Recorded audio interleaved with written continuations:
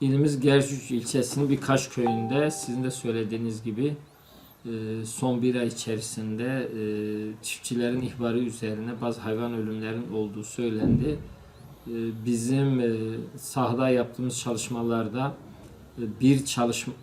bir günde 8 adet hayvan ölümü olduğu, daha sonra bir adet olduğu, bir ara dönemden sonra tekrar bir 2-3 hayvan ölümü oldu.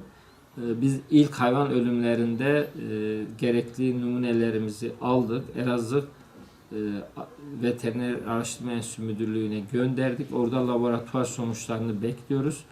Birkaç gün içerisinde laboratuvar sonucuna göre orada bir tedavi sürecimiz devam edecek. Şu anda laboratuvar sonucunu bekliyoruz.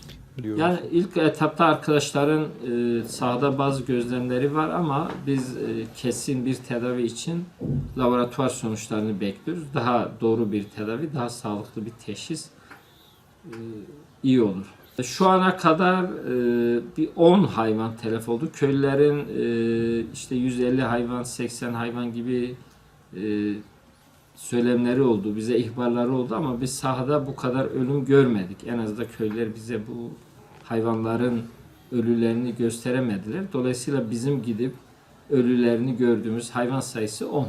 Arkadaşlar sürekli olarak bu köylere gidip geliyorlar. Arkadaşların tavsiyelerine uysunlar. Veteriner hekimlerimizin söyledikleri tedavi ve tedbirleri uygulasınlar.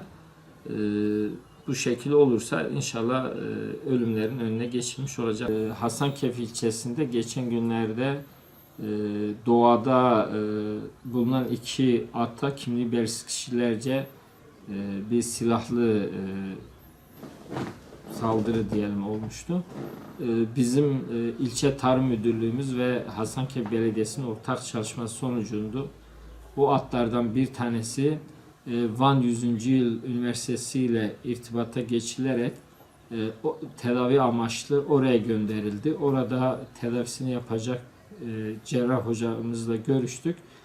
Kendisi burada tedavisini yaptıktan sonra eğer sahibi olursa sahibinin talebi doğrultusunda Hasankeyf'e gönderileceğini, aksi durumda da orada doğaya bırakılacağını, en son gönderdiğimizde de orada tedavi altına alınmıştı. Diğer kalan at da arkadaşlarımız tarafından tedavisi yapılarak Batırama tarafına doğaya serbest bırakıldı. Onun durumunun şu anda arkadaşlarımız iyi olduğunu söylüyorlar.